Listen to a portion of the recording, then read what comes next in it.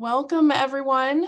Thanks for being here today for the second webinar in our AI in the Classroom series. I'm Allison Boye, Director of the Center for Teaching and Learning, and I am thrilled to have a panel of esteemed faculty members with us here today, and they are going to share some of their experiences and insights about designing assessments around AI. So just a heads up before we get started, I'll be moderating the conversation with our panelists. I will also be watching the chat. So if you have any questions that you want to pose along the way, why don't you go ahead and pop them into the chat. And if appropriate, I'll raise them to our panelists. Otherwise, we will also save some time at the end of the discussion for some Q&A, if that sounds okay to everybody. But before we kind of dive in, I'd like to invite the panelists to do some quick self-introductions. Brett, do you mind starting us off? Oh, not at all. I'm Brett Adams. I teach history at the beautiful new Salina campus. I'm very new to all of this and just a little out of my age range with a lot of this stuff, but I'm on the committee and I saw Regina. She can remind me what the name is. I think we changed the name of the committee at the last meeting that's looking into this. And I've, decided that I don't know much on this, but I've been kind of looking at it this summer and thinking about it. And I've got some stuff later. Allison, if we get a chance, if I could share my screen for a moment. But I think we're on I'm interested in this because I think we're on the very edge of fundamental change to what we do. And I think at some point we're all going to have to be interested in this and all have to have something for it. So we are just, Allison told us not to prepare too much because this was kind of a conversation. I took that relatively seriously. But I do have some things, and I can certainly reflect the discussions of the subcommittee that I'm on that's looking at how this is going to affect pedagogy. I can certainly discuss that and talk about those reflections and discussions that we've had. Wonderful. Yeah, thanks so much, Brett. Kristie, how about you? Hello, I am Kristie Lussier. I teach English. Lots of things to talk about with AI and different producing of writing in composition classrooms. Had some surprises in terms of how the AI shows up. Excited to talk about those kind of things with y'all. Echoing some of what Brett says, it seems like we're barely keeping afloat, but it's good exercise to tread water sometimes.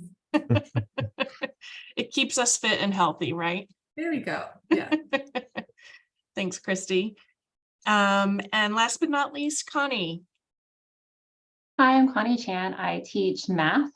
So it is usually not a writing intensive course like English and history.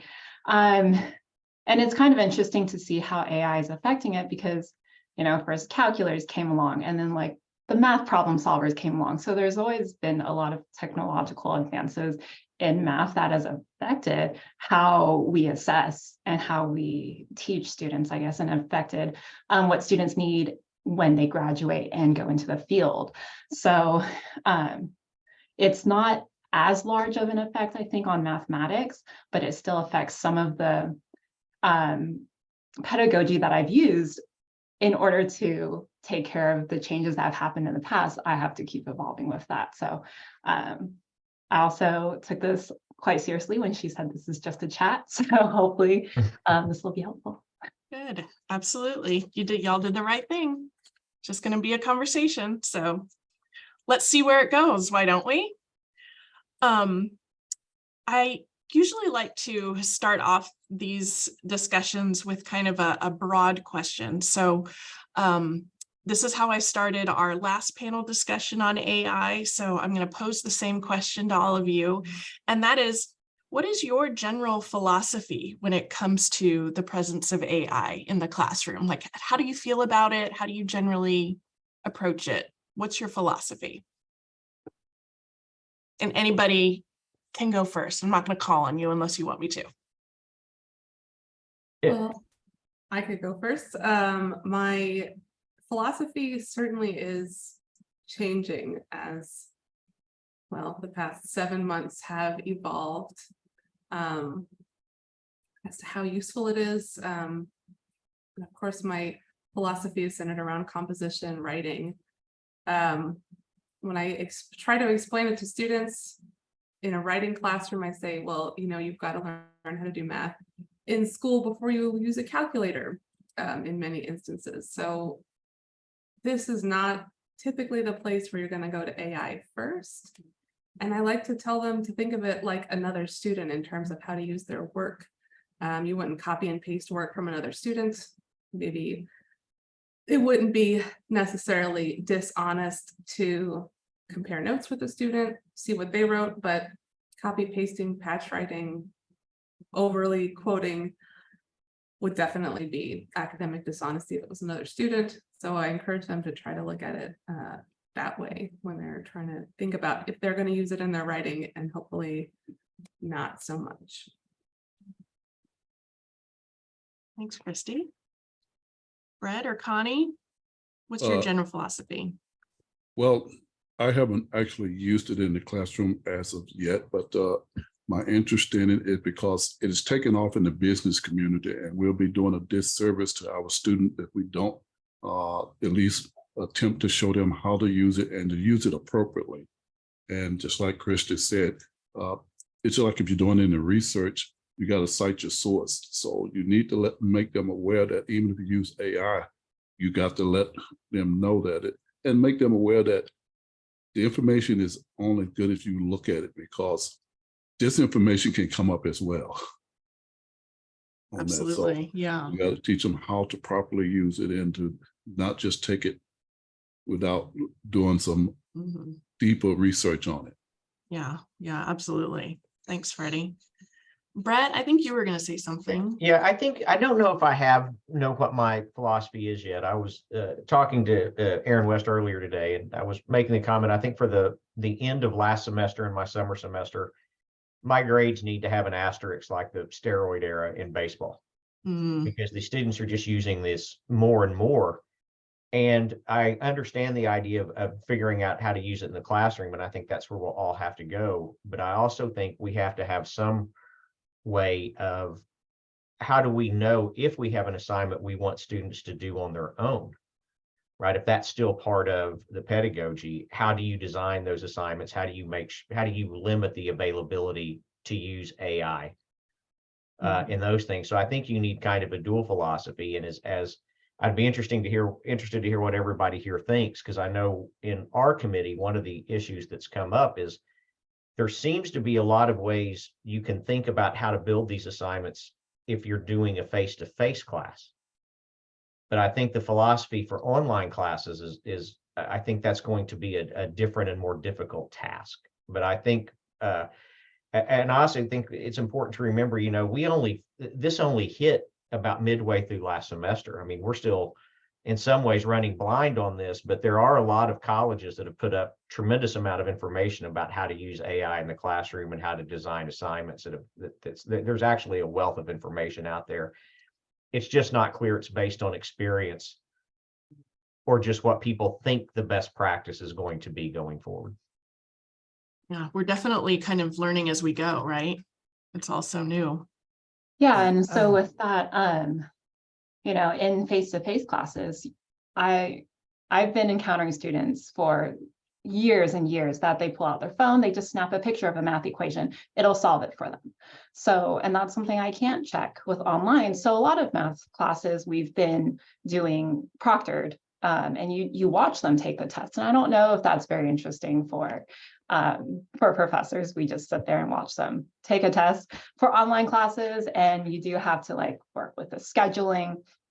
And one thing that, to make it a little bit more interesting, I know that some of my colleagues at other universities, they will, even for the online classes, they've made it acceptable for as long as when you're registering for classes, they can put into the course description that certain days are required for on-campus testing. And so I don't know if that's something that we would look into, but she said that has really helped with her results.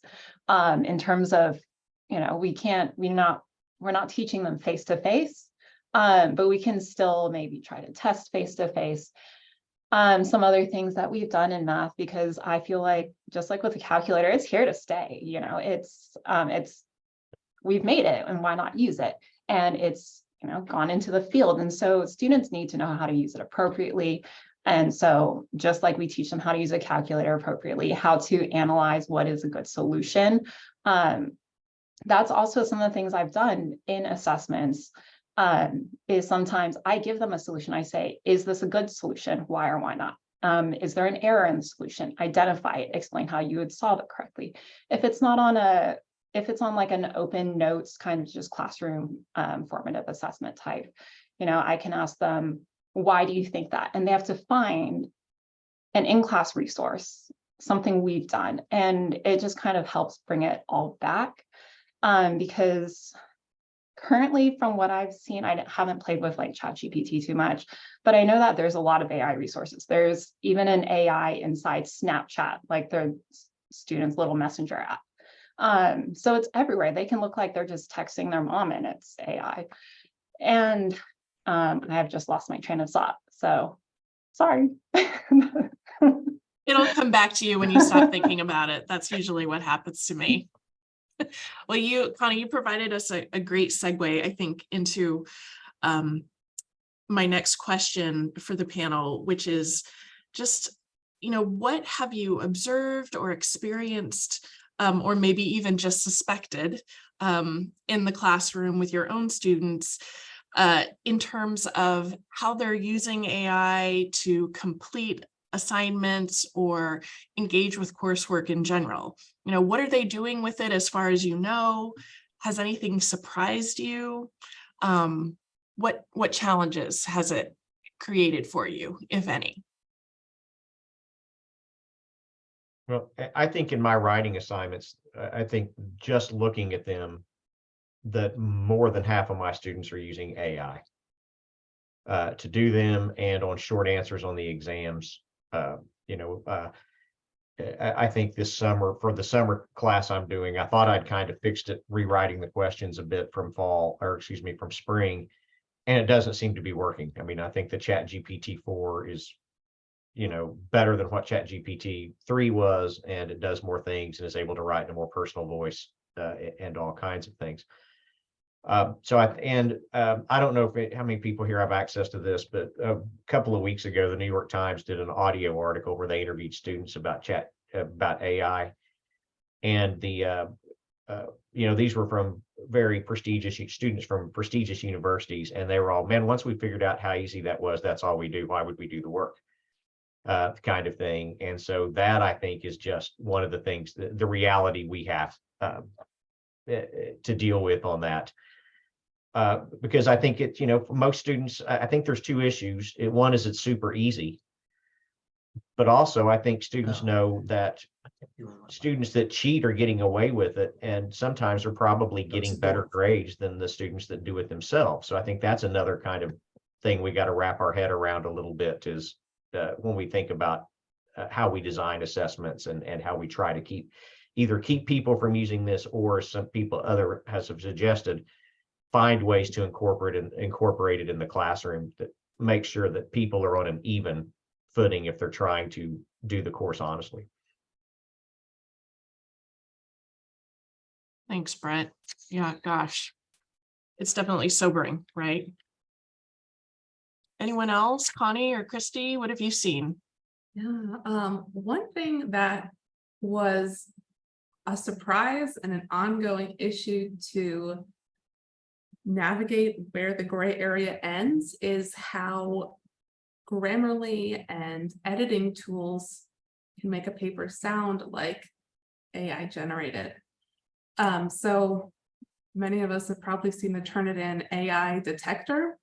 Sometimes it will say 100%, pretty much that's a good indication that there was AI use, but sometimes it will say 20% or 53%. And some students who I worked with in person in class, watching them write their papers, working with them over weeks, were getting these flags, and I got to ask them, like, why do you think this is? Tell me about your process. And I realized that particularly if they didn't feel strong or they were really leaning into Grammarly, they would get a lot of style and wording suggestions from something like Grammarly or other editing software. And that, for me, is a big indication to look more closely if I'm getting those AI warnings, like this is definitely not a black or white, yes or no. Is it AI? Is it dishonest? And similar with old school plagiarism, the students most likely to fall into that are the ones who either put in the most effort, are still working to get the best version of their English language skills, or they feel like they have the most to lose and they're acting from a place of stress. Certainly some students are telling me, oh, I just felt lazy, or I felt like I couldn't do it. And some students were saying, I just spent so much time editing the words with Grammarly that now I sound 50% AI generated. So that was probably the biggest surprise in the past few months, was how much it could accidentally be AI generated in student writing. And I am still trying to figure out how to explain that for a class setting. So far, I've just had some one-on-one conversations, but it's been an interesting few conversations. And the last round of papers I graded, I had 4 papers that the Canvas, or excuse me, the Turnitin app showed as 100% AI. And when I ran it through ChatGPT-0 checker, it showed all 4 of them as being 100% written by human. Yeah, there's been some commentary in the chat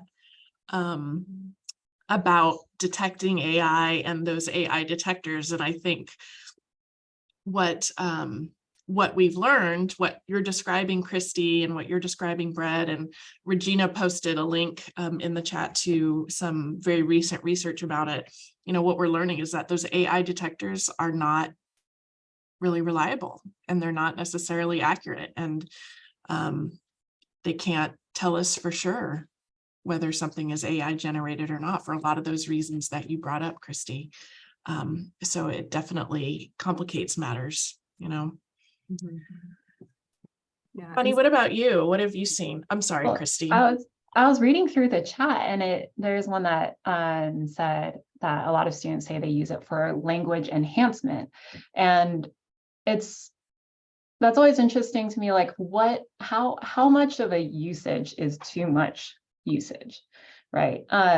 Like if I use a thesaurus, and then that turns into something else, and that turns into another tool, where it's just so gray. And I think that's something that I've had to talk with my students about, is when is it appropriate to use a calculator? When is it appropriate to use Wolfram Alpha and all the other math solvers that have been around?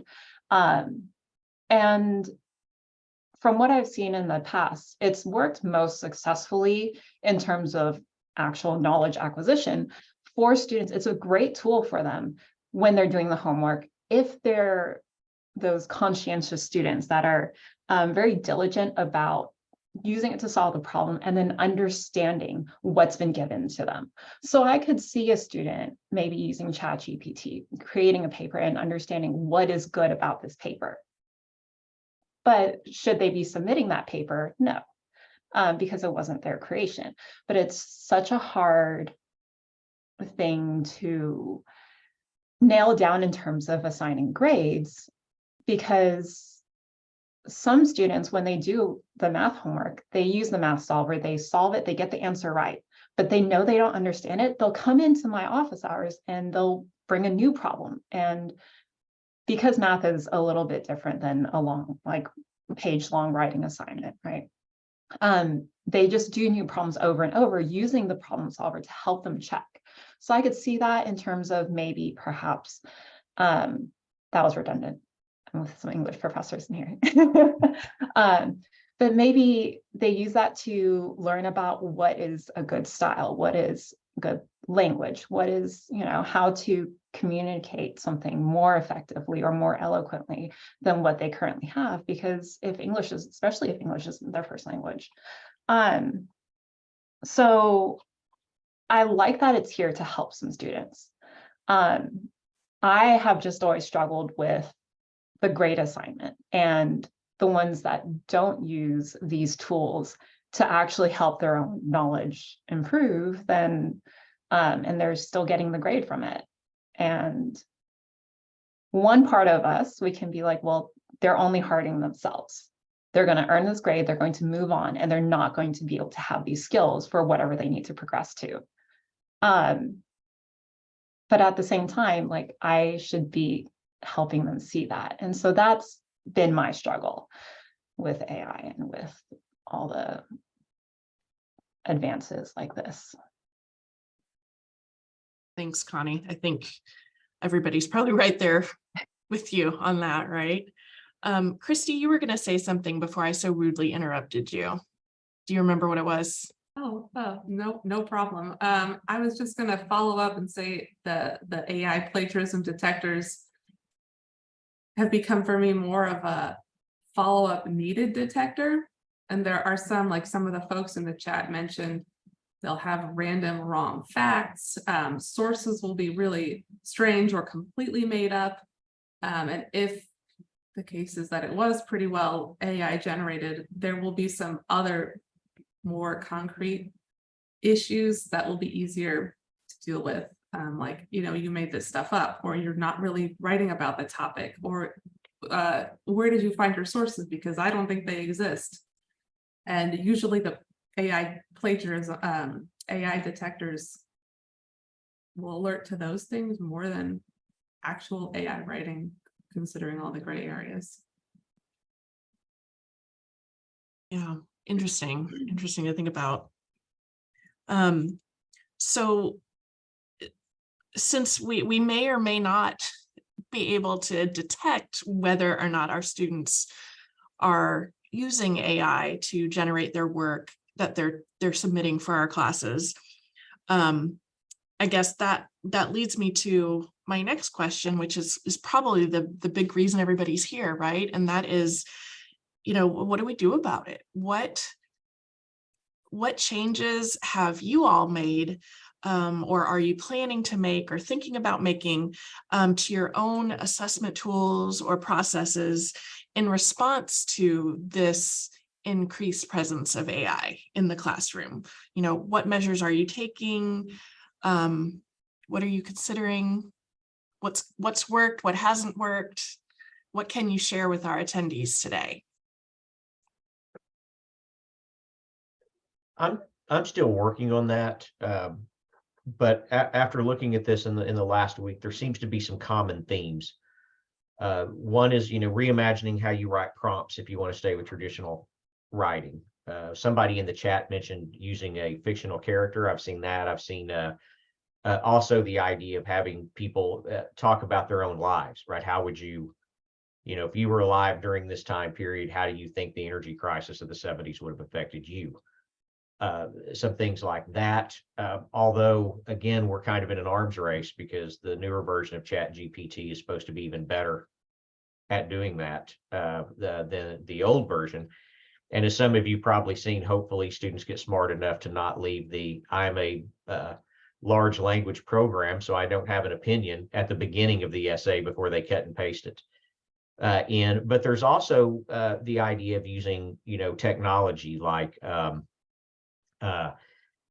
idea mapping or concept mapping, those kinds of things to do. There's a share technology called Perusal that I know a lot of professors are moving to that allows you to post documents and kind of grade the interaction between students, which makes it more difficult to do that. There is the idea of using podcasts perhaps or interview style assignments that makes it harder. If you're going to feed each of those prompts into AI and try to make it sound personal when you redo it, it almost gets easier just to actually do the assignment. those kinds of things. So that's, I think, the approach I'm going to try to look at in terms of finding, some of my assignments that they're kind of using their own brain for, and then thinking, as some of you have suggested, also about how you would use AI actually in the assignment itself, right? So as Professor Williams said, this is one of the tools that students need to be prepared for as they go. So I don't think you can leave it out of the mix at this point. But I also think there's still room for independent thought and, how would you respond to this on your own kind of thing. That's I listened to a podcast the other week.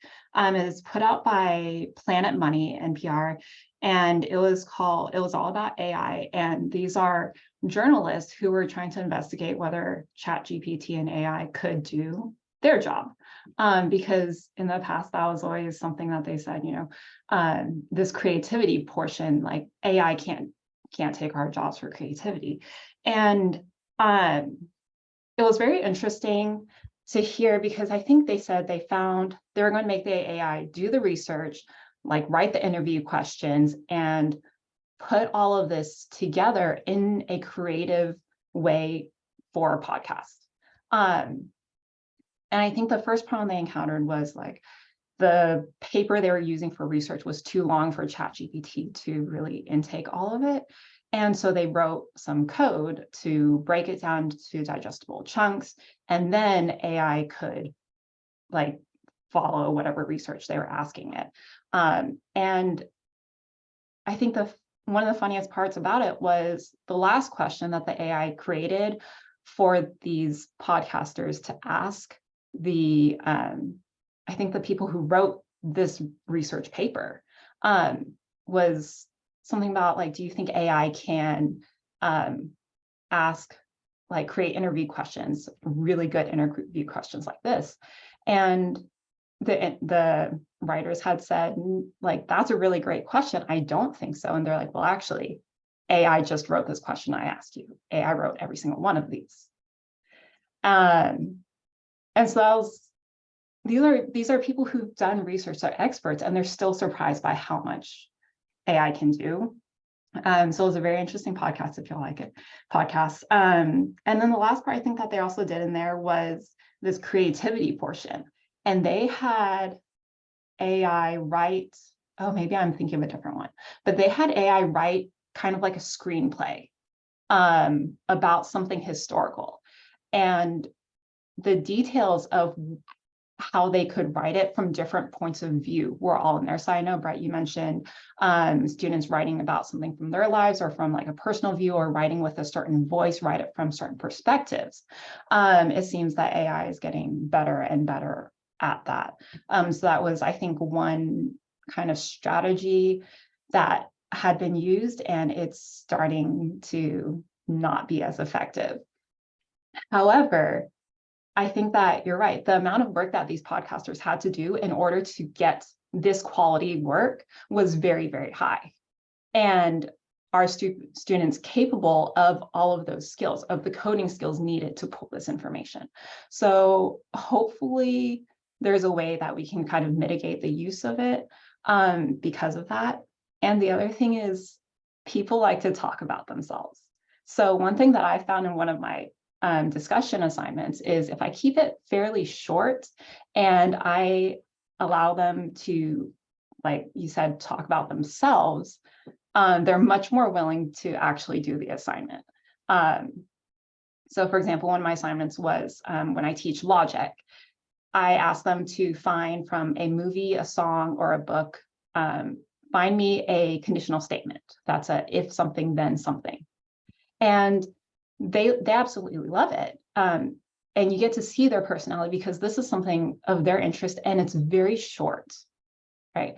It's not going to require a ton of work. They could go to ChatGPT, but also they could find whatever their favorite song is and look through it and find a simple if-then statement. That's all they have to do.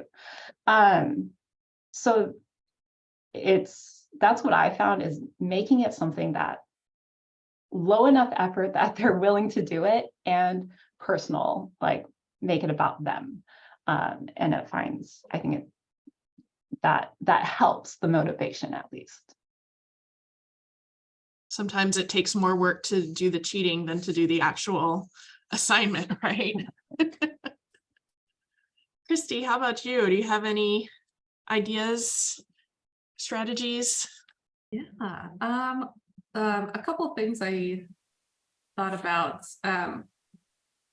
What changes to make kind of depends on why the issue exists.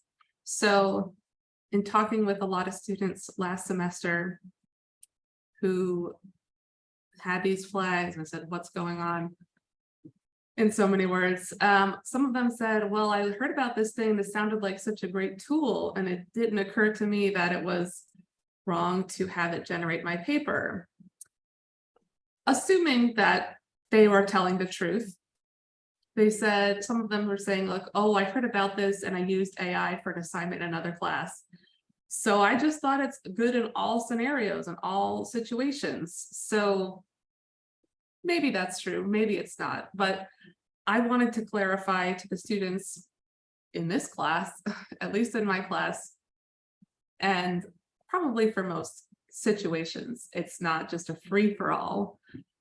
So for my online classes and online portions of my hybrid and in-person classes, I kind of just laid out and blocked all their Canvas assignments until they read that and clicked a button that said they read that. That is a surprisingly big issue last spring. Tried it out this summer, and so far I haven't had in my 2 classes people saying I didn't know that I shouldn't have AI generate my assignments. So I feel pretty good. It's hard to make something sound too threatening without a real threat, because I think our policies are still so ongoing, and the DOS investigations are still so not able to bring the hammer down on any kind of situations because so many of them are undefinable. So I say this may be a cause, and you should not be using this to generate your own work. Please agree that you understand that you should be writing your own work for all assignments in my class. The other situation, the other reason I'm trying to address that students would use AI is that they have sometimes a lack of self-confidence, and they are really concerned and have doubts in themselves that they can produce something that is perfect, up to the standard that sometimes an impossible standard that they have in their minds. So some self-efficacy exercises, and some of that is like Professor Chan said, with building their ability to bring themselves into the conversation. Expressing your own thoughts is a goal rather than making a perfect product. The goal is not to make something that is perfect. The goal is to understand what is effective in different situations, or the goal is to put your thoughts onto paper, not just to have this wonderful, flawless deliverable. That's not the goal, and to kind of a little emotional hand-holding, but reassure them that it's okay if something isn't perfect and that's not the standard. Certainly that's not all situations, but those are some that have been particularly important to me lately. And just a reminder, Kristie actually shared her language for that kind of contract, including that language about it's okay to not be perfect. And it's on the handout that I emailed to everybody prior to this workshop today. So I hope that everyone will take a look at that. So I guess, are there any pitfalls that you have noticed, or things that maybe didn't go the way you wanted them to go in terms of trying to maneuver around AI or help students learn about ethical use of AI, that you would advise others to try and avoid? if at all possible. Any kind of like lessons learned, I guess, that you might be willing to share with our attendees today.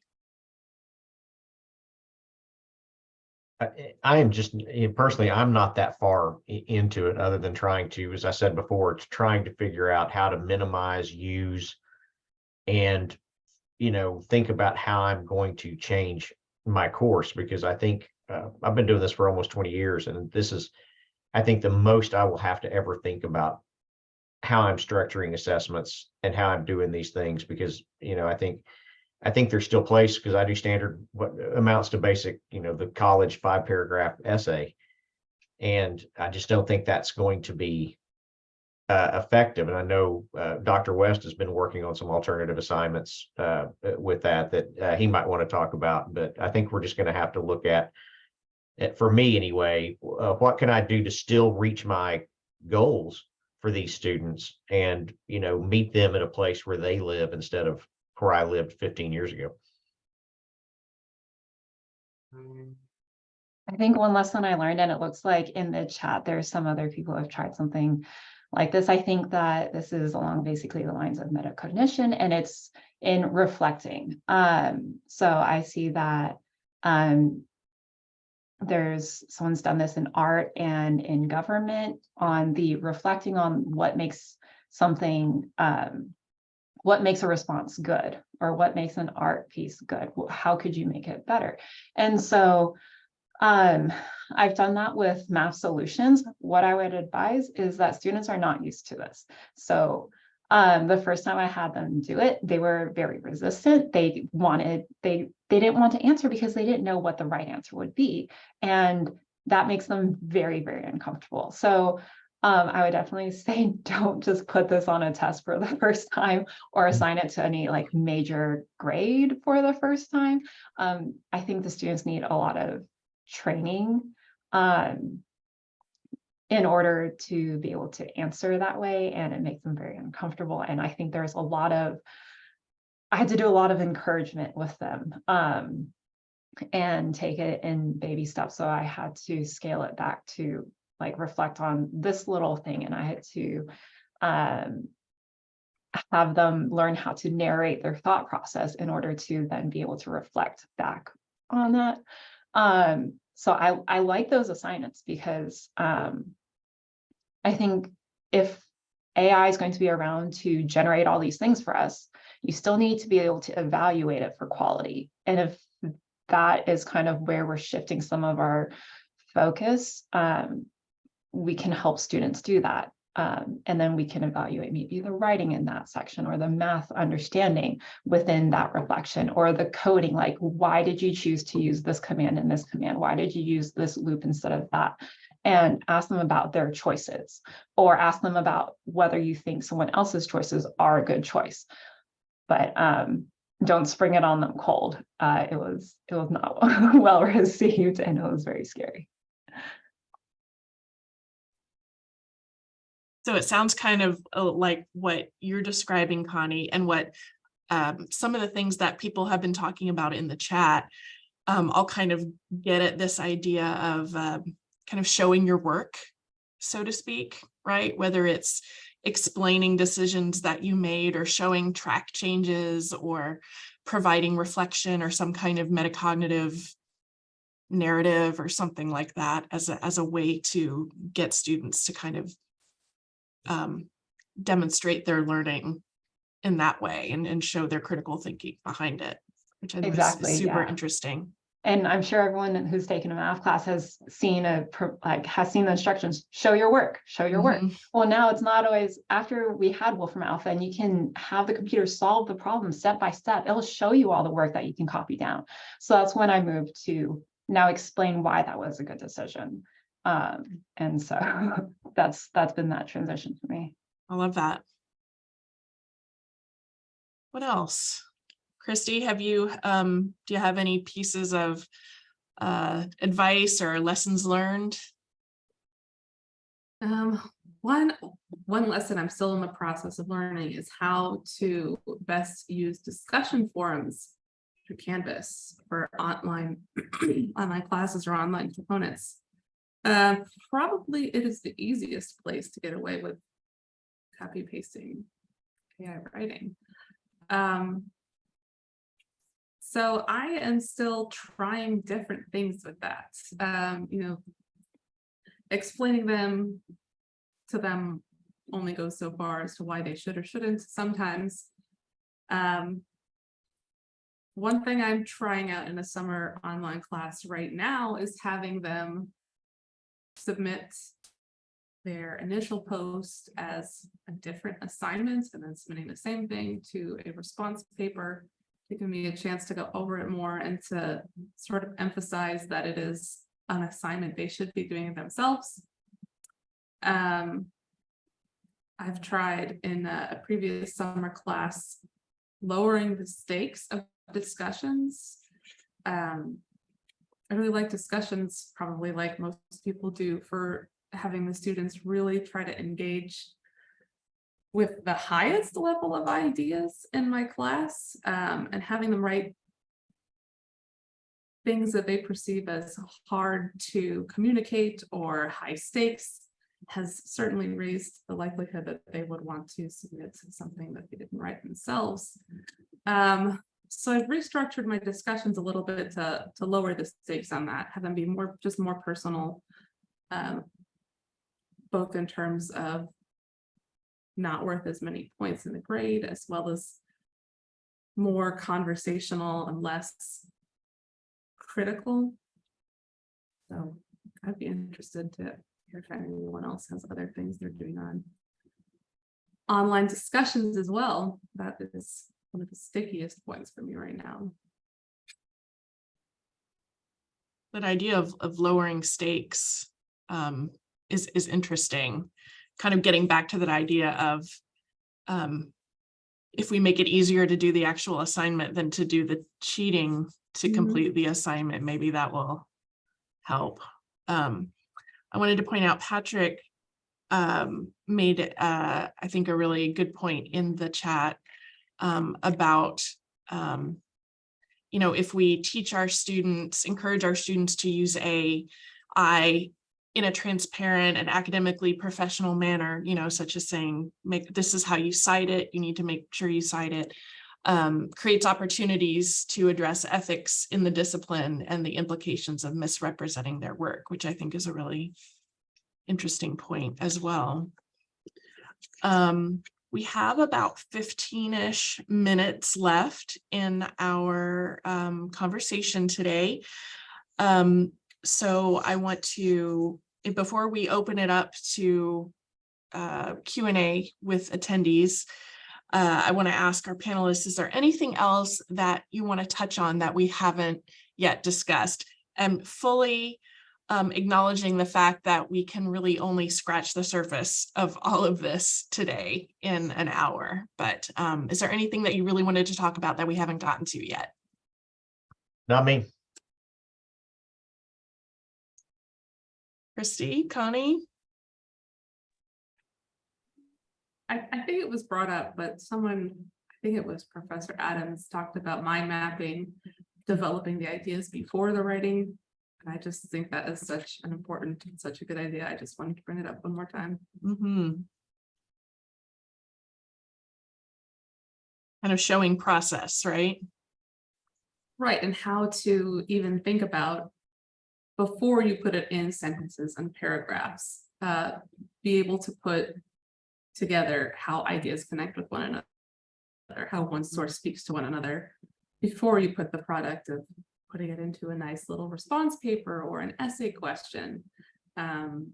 Different types of deliverables, mind maps, outlines, videos, infographics, just remixing the information different ways.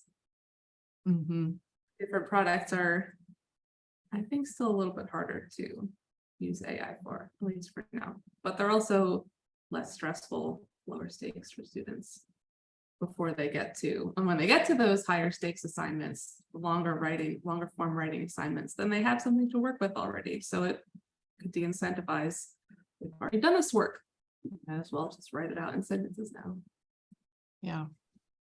In fact, one one article that I've read that's out there.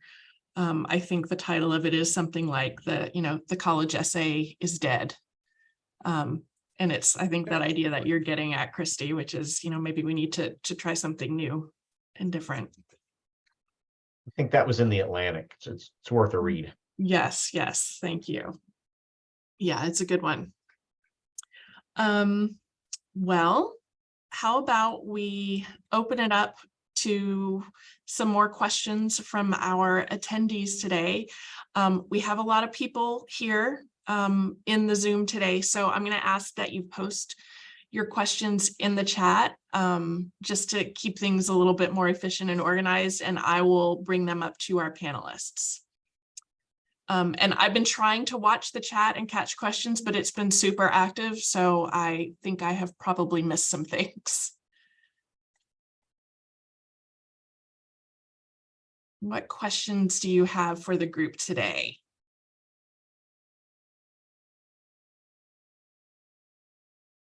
Let's see, this is a good one. Beth asks, we've discussed writing papers using AI. How do you see AI impacting the sciences?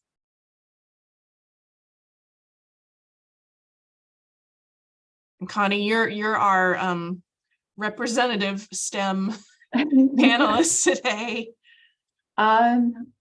I mean, based on the integration of Wolfram Alpha into ChatGPT and all the math solvers that are out there, I would say you're probably not safe with any of your writing assignments. I'm not sure if there's a science in particular that you'd be interested in. I could see if I can find someone in your field who is in this committee. Chemistry. Okay. Well, the math portion is probably already out there. They're probably gonna be able to do that for you. I don't know about all your diagrams. I can see if I can ask around and see if I can find someone who's in chemistry on this board and see if they've done any investigation into that. But I would say all the knowledge out there, anything that's written is fair game for AI to get into it. Hi, this is Leslie. I'm here with Heather, but I teach in nursing, and we're talking about if we use really recent research studies, and then one of the things that we're talking about, if they have to evaluate the research, is to actually have them send in the research article and highlight things in the article that they've used and can incorporate that into the writing. And of course, they could still put that into ChatGPT and come up with a paragraph, but at least it shows that they're learning, they're evaluating the research. But as far as the mechanics of writing, I mean, we have to assume that's going to be, Grammarly or AI as far as that goes. Thanks, Leslie. I know we have some other STEM folks in the audience with us today too. So if y'all have anything to share, I'm sure the group will be glad to hear it in terms of what's happening in your discipline.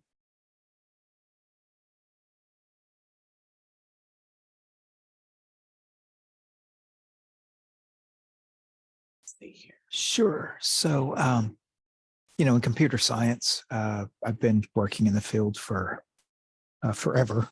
Started programming in 1979 when the kid down the street got his Apple II.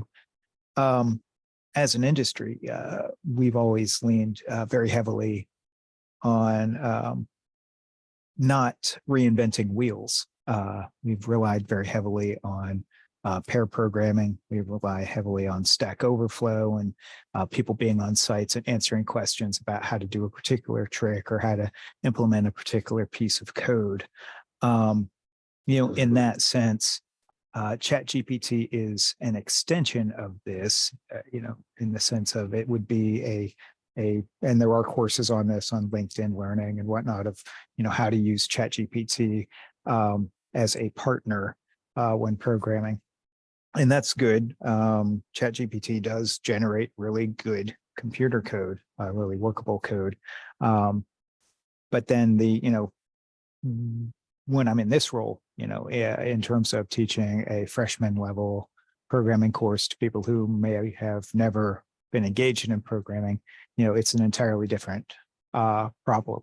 How do they get the fundamentals down, because there has to be a deep, if you're going to be a successful software engineer and you're going to write good code and, contribute to the community and the body of work, you have to have a grasp of, a lot of the fundamentals and what's going on. So it's a different problem than just, hey, write me a program. The problem is, demonstrate that you understand how to synthesize and create. Yeah, definitely ChatGPT, in the real world, great product, great crutch. It might distract you from perhaps implementing a more interesting solution or venturing on your own, but it'll give you a working solution most of the time. But then again, in the context of, teaching, yes, it could totally disrupt.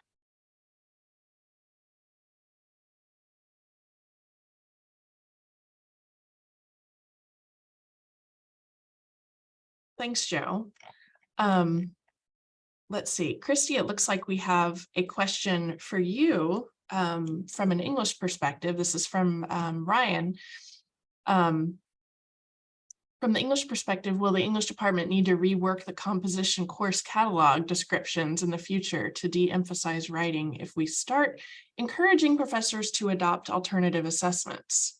Is the essay really dead? Seems tough since composition is currently focused on invention, process, and revision. It's a great question, Ryan. It's an interesting question. I think the idea of the essay being dead was different products. What is composition? Is it just writing paragraphs? It's already going on. Is composing a video a composition? It's composed. You think of how to invent, plan, what rhetorical appeals will be most effective considering the audience. Defining what is a composition and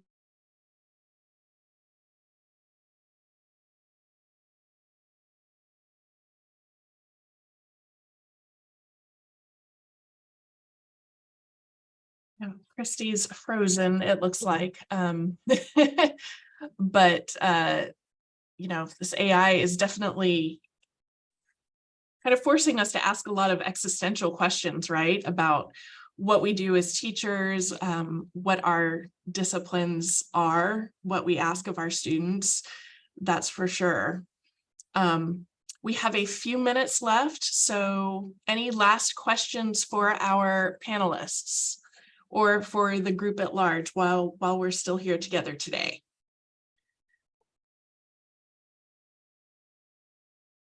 I did see one question in here about whether the college is going to issue an official statement regarding consequences for excessive or unethical use of AI, or do we interpret the use under plagiarism in the student handbook? I think, Elizabeth, that is definitely a question that is at the forefront of many professors' minds right now.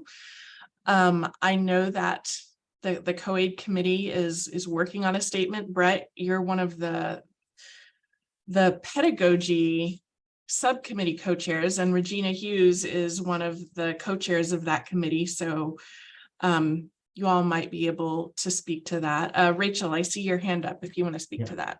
So there is a statement and it's in the works. I think that ideally we had wanted it to be ready for fall. I'm on the subcommittee that's working on generating that statement, working on a few different statements, like some sample syllabi statements, some overall documents that are going to go into, say, the student handbook and things like that. I don't know that we're going to make it in time for fall. But I think that the general goal is it'll be ready for spring. There's just a lot of different review processes that have to happen.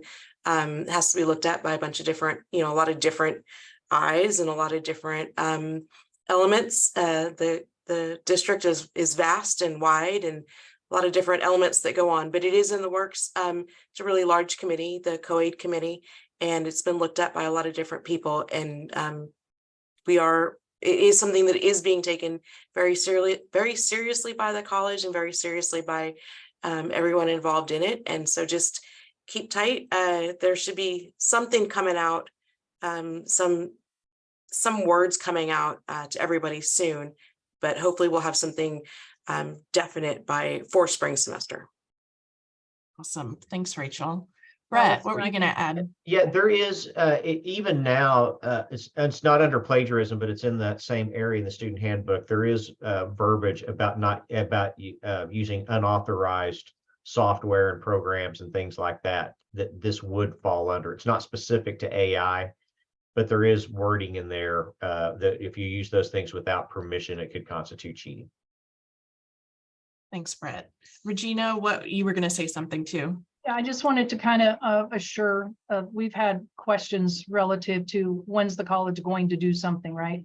And I can tell you there are two it's bifurcated in its mission, if you will, and that's kind of the way it's evolving. There's going to be a huge emphasis on pedagogy, and that's probably not going to stop, right? But getting us started, as Rachel mentioned and Brett mentioned, any kind of policy that would be college-wide is likely going to follow what we are seeing across most colleges and universities. There will not be a dictate that tells faculty they can or can't use it. That's going to be up to the faculty, and then that's where the syllabi statements, some suggestions will be provided through the pedagogy committee. And also Rachel's working on that committee. But as far as overarching for the college, we're working on that, and I suspect that's going to lean more towards security, and just being mindful that you don't want to put up any kind of personal information in there, those kinds of things. So we meet August the 15th, and Brendan Mesh, Provost Brendan Mesh, is leading this committee as far as the leadership team rep. And his comment to me just a couple of weeks ago is that is the priority, is getting that overarching. But there will not be, I know there's a lot of people, particularly adjuncts, who are concerned, what are we going to do? We probably won't have anything that says the college refuses to use AI. So in the classroom, it'll be up to the faculty. Thank you, Regina. Thank you. That's super helpful. All right, folks, we only have a minute or so left, so I want to take this opportunity to thank all of our wonderful panelists for sharing their experiences and their insights and their time with us today. Thank you also to all of the attendees. Thank you for being here today, sharing your ideas as well. I will save the chat and post that along with the link to the video and the handout, because I think there was some really great ideas shared in there as well that I think everybody could benefit from. So thank you all for a really fantastic discussion today. Before you leave, I want to give you a reminder that Fall Faculty Development Day, we're going to continue this discussion about AI.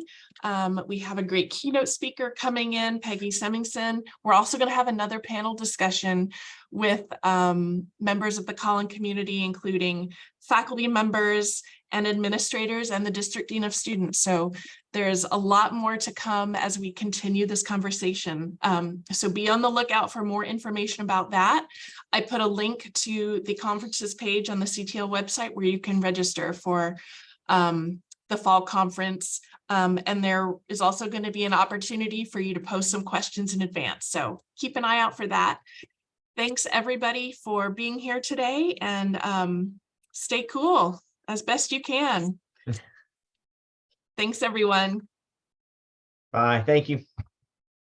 Thank you.